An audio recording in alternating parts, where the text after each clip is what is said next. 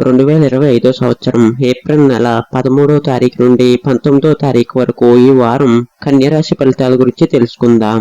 ఈ వారం కన్యరాశి వారికి ఉద్యోగంలో కొన్ని సవాళ్లు ఎదురవుతాయి. సహోద్యోగులతో వాదనలు జరిగే అవకాశం ఉంది. మీరు మీ పనిపై దృష్టి పెట్టడం చాలా ముఖ్యం. తొందరపాటి నిర్ణయాలు తీసుకోకండి. వ్యాపారస్తులు ఈ వారం కొత్త పెట్టుబడులు పెట్టే ముందు జాగ్రత్తగా ఆలోచించాలి. ఈ వారం ఆర్థిక పరిస్థితి సాధారణంగా ఉంటుంది.